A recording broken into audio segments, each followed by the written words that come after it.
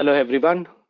Very good morning, good afternoon, good evening, whichever is according to your time zone. So, a very warm welcome for the React.js components lifecycle. So, in this session, we'll talk about basic introduction about React.js components, especially the props and the state, and we'll see how it can be done. All right. This session, we are going to talk about React components, props, states, flow of the stateless and stateful components, lifecycle of the components, and possibly hands-on. So now let's start with the React components. For those people who are not aware of React perspective, why React came into picture, let me give a brief introduction here. It so happened that in the classical approaches, we had many people dominating the world. Let's say you have Java, Python. Actually, Python came a little bit later, but Java was predominantly dominating it. .NET and let's say PHP. These are the predominantly used ones, Java, .NET, and PHP as a programming perspective. Till HTML4, say before 2011, it was a normal classical things, wherein you had this web application developed in a simple manner, made in three-tier application where the client was talking to the application server and the database server directly. So maximum what you had in terms of the client validation is you had something like say 𝐂𝐿𝐴𝐺 implemented where the client can talk to the database and get the responses. Meaning to say something like this. Let's say if you go with google.com,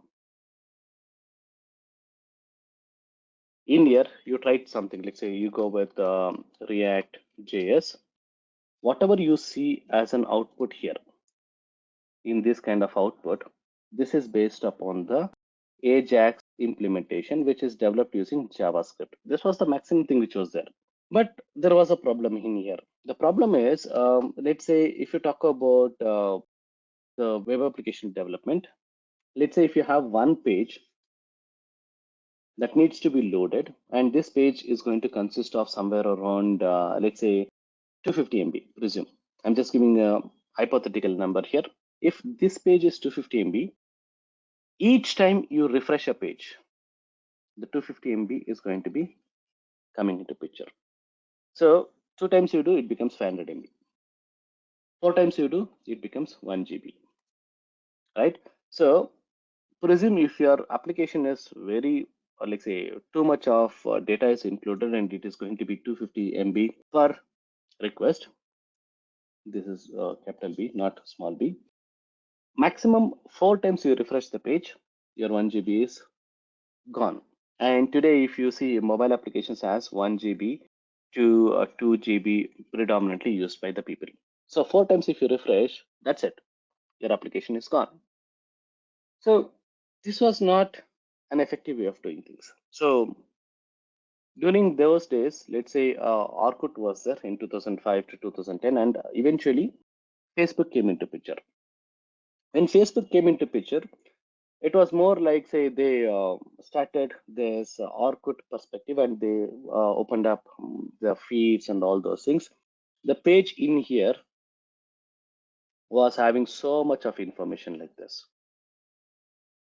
So on here you have the links, you have the status to be mentioned, and you have the feeds which can come into picture and some other links which is going to be there. So let me take up an example here to showcase that.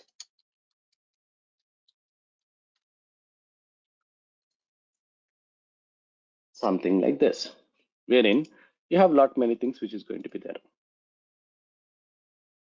You have some information here which is going to be the links.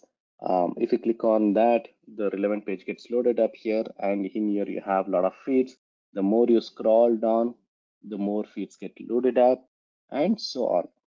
If you see here, if I have some data which is going to be loaded up, let's say I have around 100 let's say items to get displayed, all the 100 items will get loaded up in one shot, and your total internet data is gone. Why will somebody use this kind of things, right? Now Imagine if we gave something like, say, a dynamic perspective, meaning to say, you scroll, I'll load the information. And how much you scroll, so much of data will be there. And in here, I'll only load this information. I'll not load this or load this or load this or even this. Whatever you scroll, the information will get loaded up here. Only specific region will get loaded up, and rest of the places, nothing is going to be getting loaded up unless you're going to use it. So if the page is going to be having 250 MB and this particular component is going to have only 10 MB, every time 10 MB gets loaded up, meaning to say the next component 10 MB, in the next component 10 MB. So in here 10 pieces, in here 10 pieces, and in here 10 pieces, or 10 links. For 10 links, 10 MB. Effectively, to reach this 250 MB, you need to scroll at least 25 times. Only then 250 will come into picture. So effective utilization is going to come into picture, right? So to have this kind of implementation, Facebook is actually developed with PHP, to be very honest. They integrated the implementation in such a way that they can come into, acquire this. So they introduced a new technology when HTML5 came into picture with CSS and JavaScript. So till then, JavaScript was very minimalistic used. And those days, the browsers were IE, Internet Explorer browser, which was having a lot of issues. But after the introduction of this Chrome and Firefox, things evolved very quickly to accommodate whatever is the latest technology stack, and JavaScript actually played a major role. In here, the birth of ReactJS came into picture. And this ReactJS, if you see here, it is a JavaScript oriented approach. HTML, CSS is anyways there. On top of it, we define the JavaScript. So HTML and CSS, if you talk about HTML is used for the structure, CSS is used for the styling, and the JavaScript majorly is used for the behavior.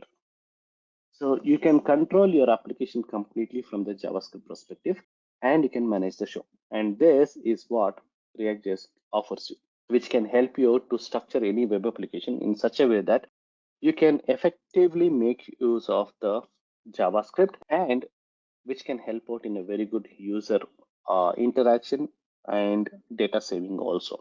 And you can keep people engaging with the technology stack. And this has opened up a very big section.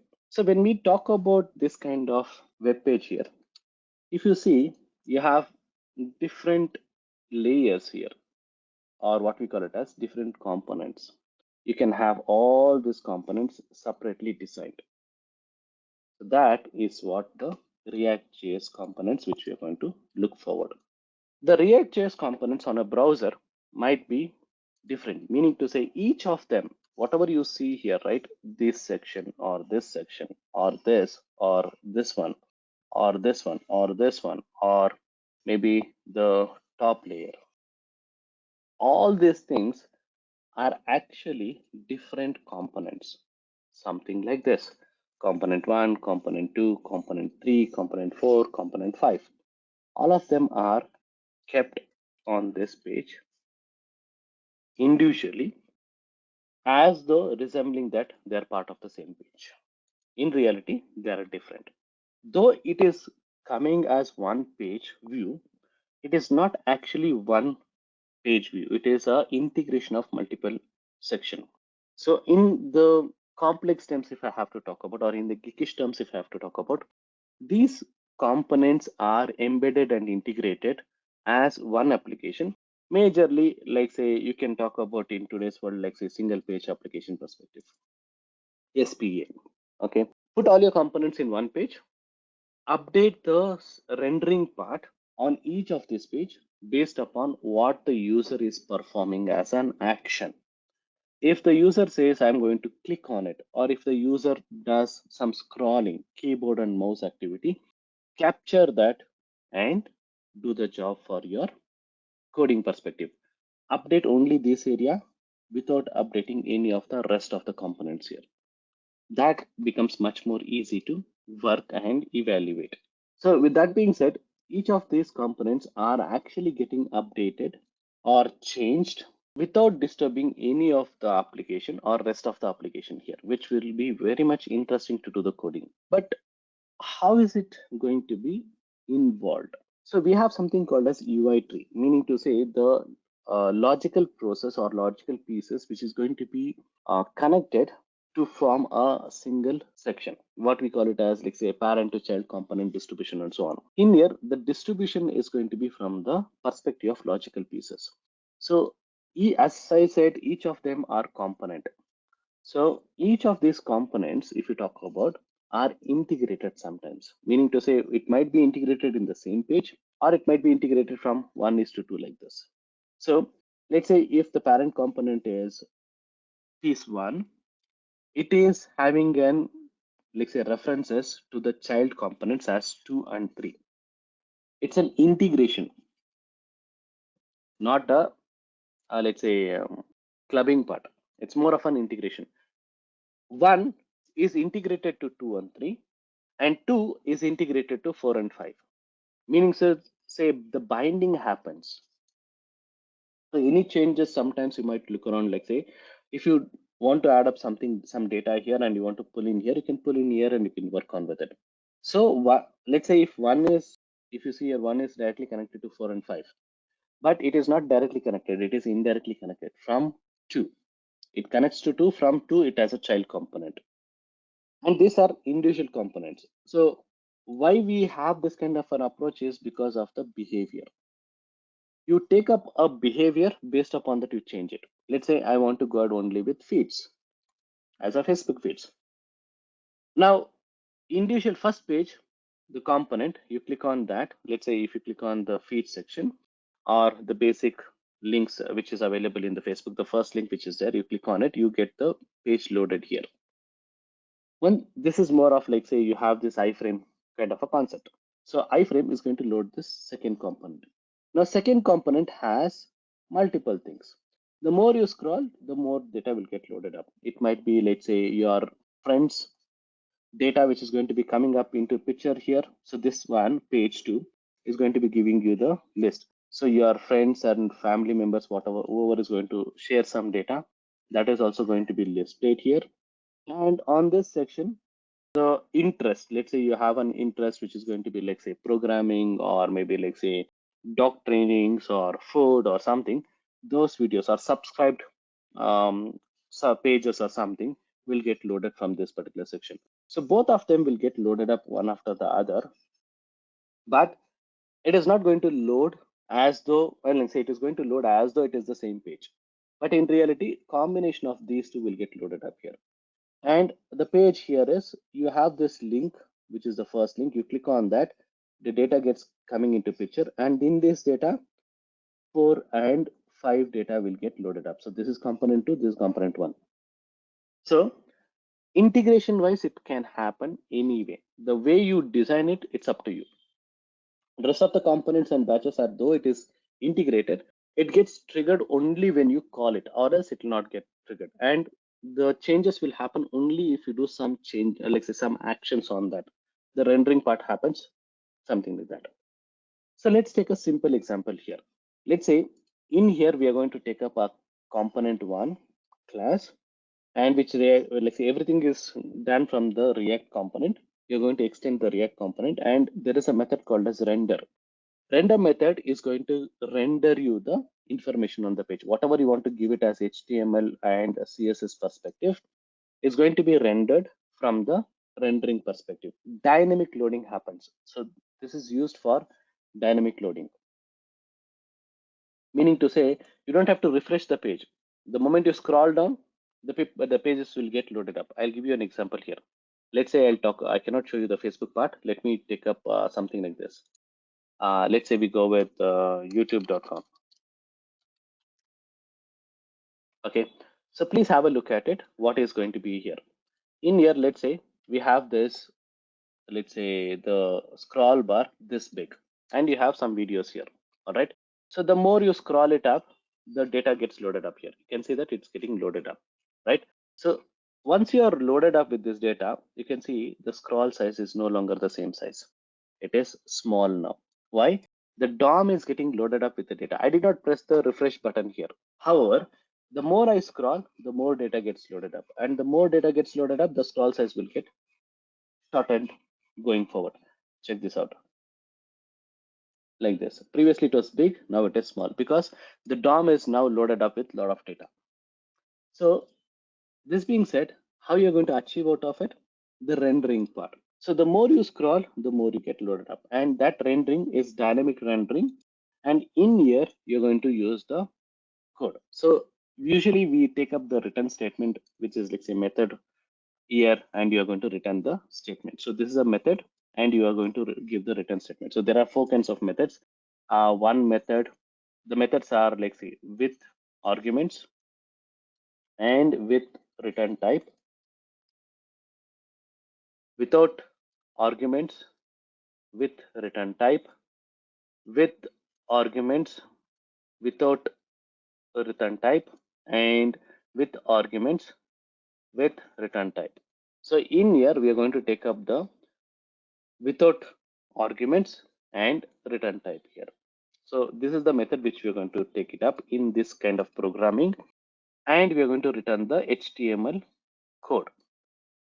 In this HTML code, we are going to use the major sections, like say something like you might be using the division tag, pan tags, and so on, so that the differentiation can be coming into picture very easily. Let me show an example which can be much easier for you to understand. Let me take up the direct example, which is like say facebook.com, which can help you to understand this. So if you see this page, you have a lot of components loaded up here, but if you go ahead and inspect it, you can see a lot of things. Most of your components are only div based, division based here, because they're trying to, like say, divide things. If I keep my mouse over here and take a screenshot, sorry, let me take a screenshot, because if I move my mouse, you'll not be able to see that. Let me open up MS Paint and show it to you and paste this value here. So screenshot and paste it. Okay. Sorry, this did not quite work properly.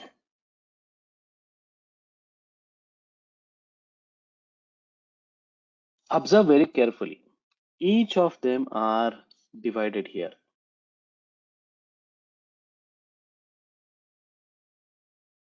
Specifically, the page is divided in such a way that this is one area, this is second area, this is third area, this is fourth area, this is fifth area.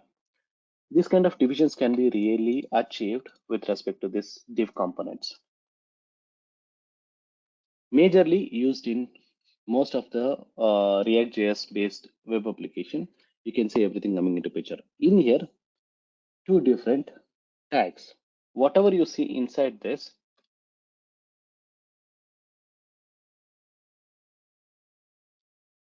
each of this, let's say if I go with this kind of implementation, or if I go with this kind of information, you have this tags h2 tag, and you have a class, and you have some information here which is going to be displayed. So this is what we use it.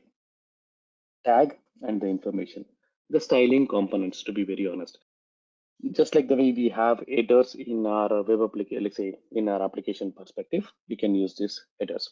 So with these kind of combinations, the sizes of the font will get changed, and you can render the component here with respect to the information. So we're going to have this as component one, and you're going to render the page as content. Okay. So once you have this components ready, I mean, any HTML tag is going to be opened up and it's going to get closing. The closing tag comes into the picture. Similarly, you'll have this component one closed here. Okay, so it's getting closed as React DOM render document object management, and you're going to use this document.get element with respect to the content will get displayed. So when you do that, your information is going to be available. Now, the next part comes up is, let's say if you're going with the transitions, or let's say connecting page one to page two, or component one to component two, majorly you're going to connect it via the props or the states. The props is nothing but, let's say if I'm going to add up some values. my name there, or my age, or my university, or my country location, and so on. I want to change it. I mean, I want to pass it to the child component. So that can be done from the perspective of props. Meaning to say, I have somebody, let's say, I'm going to say, welcome name, welcome Ramesh. So my name, and it can be something else, let's say Suresh, or let's say Monica, or let's say we have something to say Deepa, or maybe somebody else. So these informations are going to be passed down to the child components, because you are having page one here component, then you have components here again, and so on, right? So whatever is there in here, let's say the first page logged in, you get the information, and every time you go into these pages, you need, I mean, and if they are using that component or the properties in the let's say child page components, it has to get the information which is already there from the previous, not querying the previous value, but the current instance itself I want to go into. So instance value, if you talk about, we talk about, like say this dot prop name. Okay, this dot prop name, and you give the information like say Ramesh and so on. So when you talk about the current instance, the logged in instance should be maintained, and it has to make sure that every data should be passed across. To achieve that, properties are used, which we call it as, in short, props.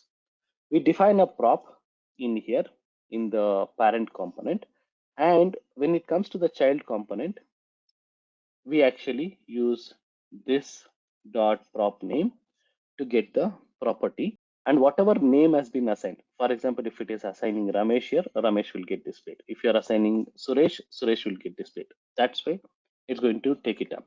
The second one is state. State is going to be telling you what is the current situation from page 1 to page 2 if you are navigating, or from component 1 to component 2 if you are going ahead. You want to look around whether to maintain the state or not. Meaning to say, the states, let's say, for example, if you are logged in, then it should show logout button. If you are logged out, it should show login page. Something like that. A particular state change. So based upon a condition, you can look around. So this state can be stateful or stateless. That depends. All right. So these two are the major section which we are looking around. Meaning to say, if you're talking about the HTML page, yeah, like say web page, you have HTML plus CSS plus the JavaScript. So HTML, again, as I said, it's structure. CSS is styling. So whatever is going to be displayed is the view here. But what needs to be displayed on the view is based upon the JavaScript. In this, you have two major things. One, you have the let's say variables, which is going to be majorly focused on the properties sections, which is props, and the other one behavior, which is the methods. And methods is going to be from the perspective of the steps, which is going to be involving an action. All these things can be controlled by the state, which is state or stateful or statelessness. So that depends. So in here, those are different categories. One is a variable, the other one is a method, to be very honest. In programming world, it's going to be variables and methods. Variables majorly from here, methods from here. All right. So these are going to help you out in terms of implementing it. So properties are going to be the one which is going to be rendered from the parent component to the child component. Let's say if you're going to have header name as Bob and footer name as Alex in the parent component, and use the option, let's say this dot props dot name in the child component, whatever, let's say, options you give, this dot props and the name here, whichever name you give here, it gets located. So the content is, like say, footer content, Alex will get displayed. This is the header content, so Bob will get displayed. So this way you define it, and when you are rendering the page, you can call this. And if you see here, the instance and properties name. Usually the props are going to be helping you out to communicate between let's say component 1 to component 2 with respect to the implementation. However, these properties are immutable, meaning to say you cannot change it. Once you have it in the parent component, the same thing will be there. So you cannot change it.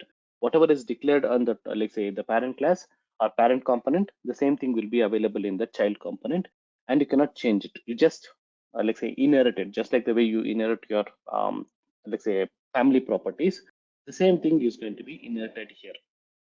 So usually when we talk about the component section, you in let's say if in your HTML you have something called as attributes. Let's say you have a tag name and you have a key value pair here. Key is equal to value. This is the attribute, key and attribute value. This is the attribute part. Similar to this HTML code, you're going to use the properties. Okay. So sometimes you might see name here, which is like this. If I say, if I'm going to take up this particular section, you have this name here, which is coming as email. Okay. So whatever name is coming here, this is the attribute in HTML. But you can connect this from the properties perspective also. The same thing. Just like this, what you see here works similar to the HTML attributes only. Whatever you define here, for example, if you see, you can see that email address or phone number to be displayed. That's coming up from the placeholder here. Okay. So what is getting displayed here is coming from this particular information. The same thing is what you're going to use it in the props also. Similar to what you see as an attribute, properties are also going to be the same thing. Like say, just like the HTML attribute, it's going to be the same thing. And it usually has top to bottom approach, meaning to say you have a properties, you get to this component from here, the second component from here, the third component, it gets the flowing part. It's not the reverse order. It's always the top to bottom approach. The data flows from parent component to the child component.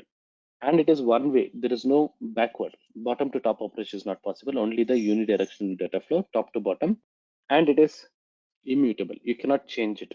Whatever you get it in the top level, the same thing can be passed to the bottom level, but you cannot change it. And you can set the default props also. Sometimes you might want to set up a default values. You can set it up also so that it can be refreshed everywhere. The next section in here, let's say you can see this is from the ES5 perspective, the coding perspective. The current one is ES6. If you see here, you have this implementation sending props. You can set the names and when somebody is going to call it here.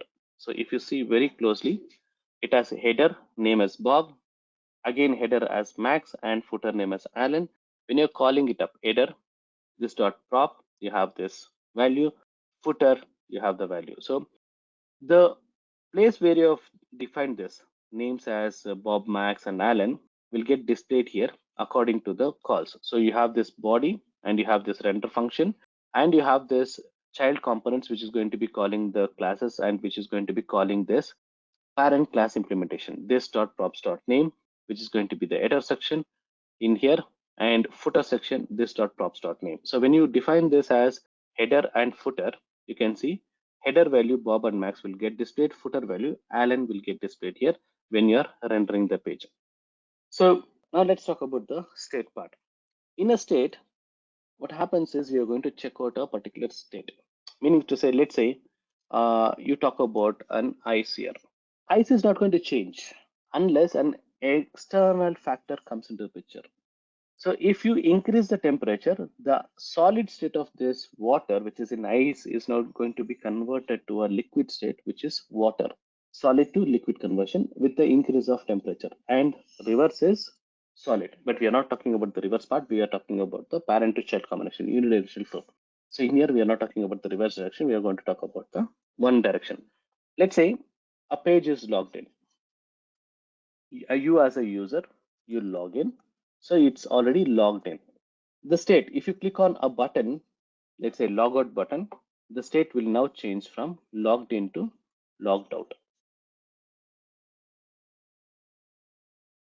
Or let's say I talk about one particular section, meaning to say I have a counter resume. So if you click on this, number of times you clicked will get increased. To be very honest, I cannot show you the coding right away of doing it. Let me take up something directly from the system itself. Let's go with ReactJS and go to the tutorial part. And let's say we go with section here.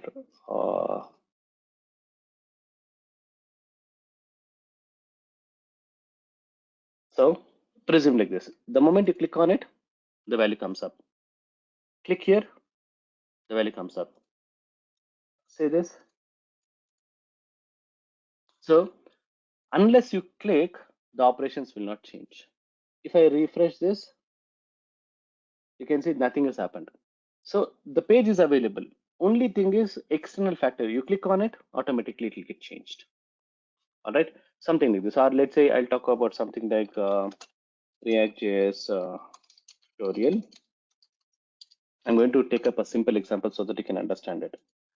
No, not this one. Let's say we go with something like this is tic-tac to one, getting started. Let's say ReactJS state tutorial.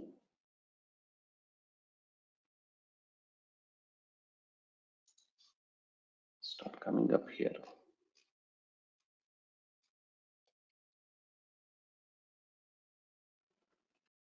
I don't have it here. Sorry, there is some place where I can get that. No, not here.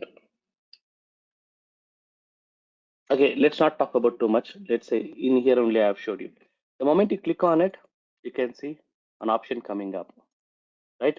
So unless you click on it, it will not change. So in here, states are going to be using this kind of implementation. Now, in this code, if you see, there are a lot of things which is coming up. Okay, you have a square, which is going to have the, let's say, on click operation. On properties click, you're going to get this. And each of this, let's say this dot properties dot squares, you have the square and I here, on click, I here, and on the return perspective, you have this rendered information. Okay, so render this information, and when you are doing the click operation, you're going to perform some operations. One by one, you're going to get this, and you're going to maintain the history also. Okay, stateful implementation. So what was happened previously, you're going to do it. So this way, the code is written in such a way that it can do the changes. Okay, so what happens is, unlike properties, it is not, let's say, immutable, it is mutable, meaning to say it's going to have some information. Okay, so what was the parent section? When you are having some operations done, click or type, you're going to get the operations updated. The values previously, let's say if Ramesh is the name which was given, the same thing is retained. It is immutable. In here, it is mutable, meaning to say, if you see here, it is getting muted. The moment you click on it, it gets muted up. The initial section is nothing. After that, it gets updated. So it's a mutable section. These sections are going to be changing or rendered based upon a behavior. Maybe let's say a click operation, or maybe let's say mouse scroll operation, something. You're going to capture it and you're going to do it. It is the actual core of the React components, and it must be usually kept simple. Don't complicate it. If you see this code here as an example, each of them are really simple. You don't go ahead with too much of complication. It is very simple. Okay, the thumb rule in programming says that when you write a method, try to keep this method with 8 to 10 lines as much as possible. Don't complicate it. Don't write everything in one method. If possible, try to redirect it in, let's say, method 1, method 2, method 3, and try to reuse them one by one. That's the programming concepts. Only if it is not possible to do the reusing, go ahead with writing it in one component more than 10 lines, but as much as possible, try to reduce it within 20 lines so that you don't complicate it. So the same thing is applicable here also. Make it very simple. So when a component, you are actually passing a property and so on, this is the second component. The second component behavior changes at a state level. When you click on it, the third component may come into picture. Okay, again, the state part. So states are going to be of two categories. One, you have, like say, stateless and statefulness. Let's say if you talk about stateful, whatever happened in the first request, it is maintained. So this is going to be loaded in the RAM or the memory, and it's going to be retained. So when the second request comes up, the previous data also is loaded and you're going to check it out. For example, as a user, I log in. So the status is logged in. It is available, logged in status. The second components, whatever is going to be displayed right here, is based upon the login section only. Okay. So something like this. You go to YouTube page. The moment you are logged in, let's say this is sign in, you are logged in, you click on any of this link. For example, I'm going to choose this songs. Okay. In this, whatever you see here, if you see the previous page and the current page, the same state is maintained. History is maintained. It's not going to log off unless there is a state change. So statefulness will actually keep up the previous values. Whereas statelessness, the request when it comes up and you send the response back, it is done.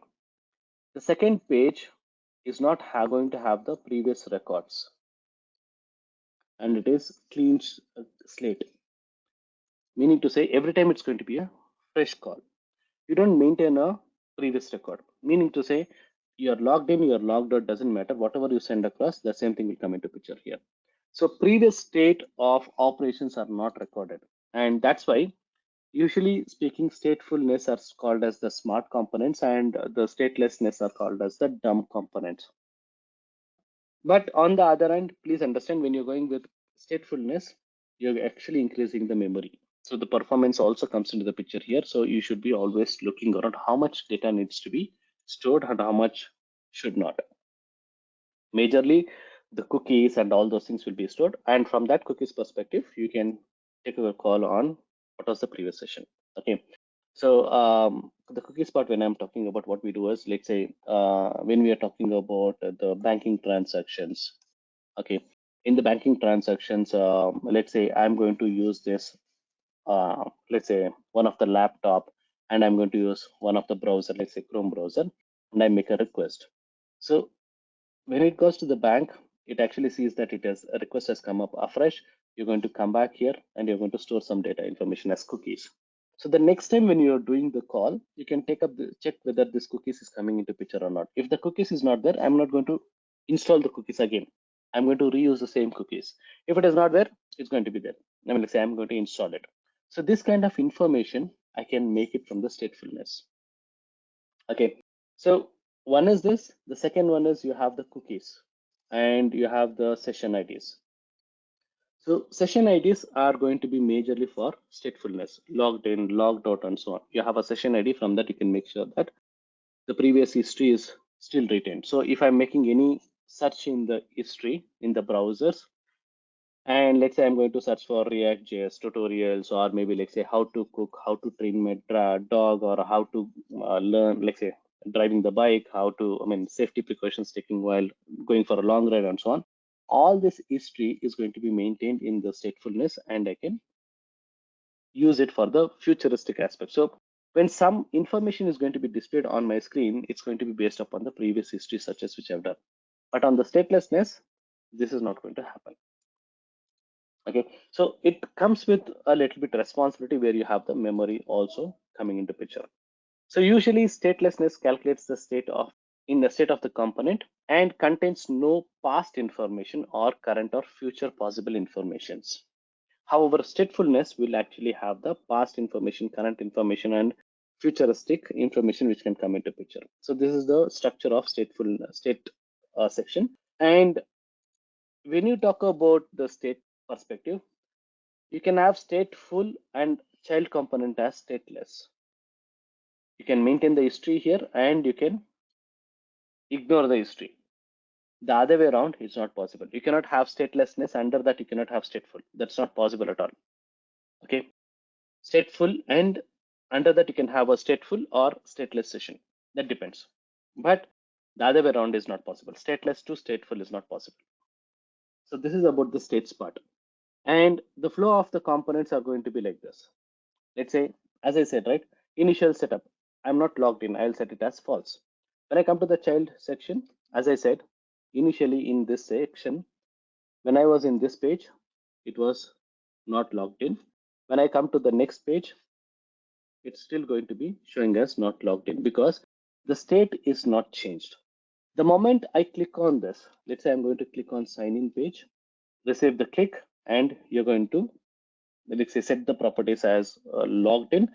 From now on, when this operation has been completed in here, it's going to be carry forward with that only. So the next components, the next pages, let's say if I'm going to click on any other links here, presume I'm going to take up this.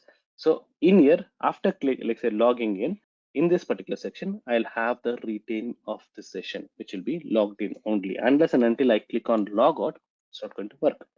So in here, you have these things. Let's say I have some information as multiple data here. I'm a stateful and all those things.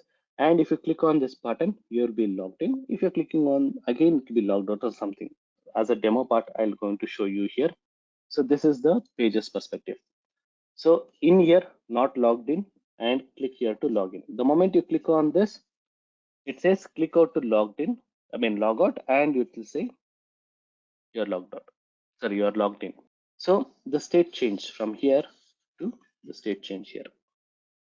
Okay, so these components get loaded up dynamically, but this data is not.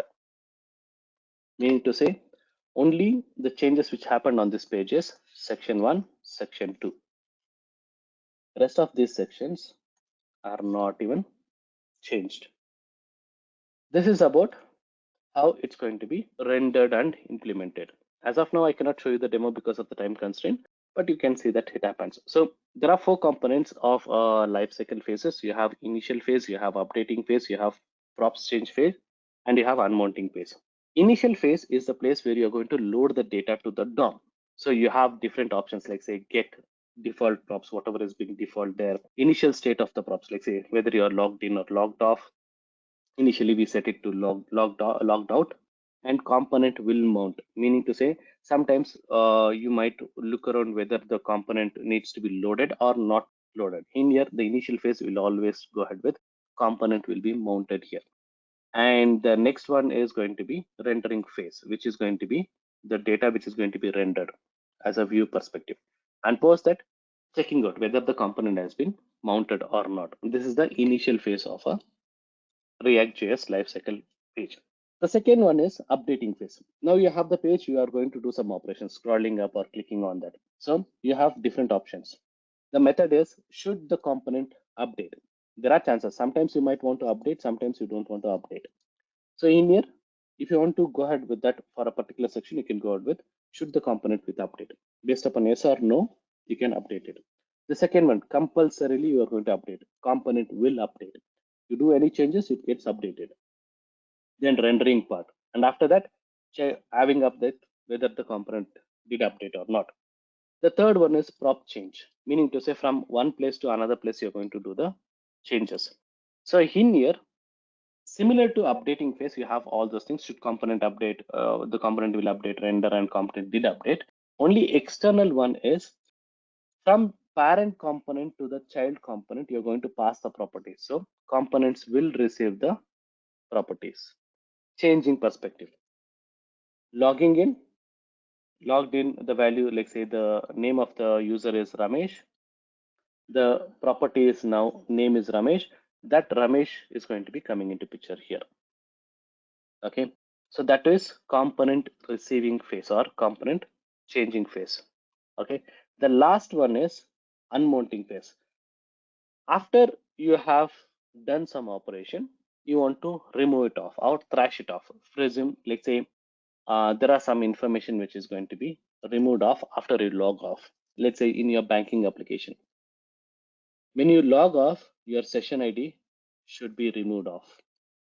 Your, let's say, unnecessary cookies which is relevant to this session ID should be removed off. Or some page, let's say information based upon, let's say, welcome Ramesh and all those things which was there in the page. Those information which is there as an HTML perspective should be removed off because you don't want to keep the trace of it. Meaning to say all this information needs to be removed from the DOM structure.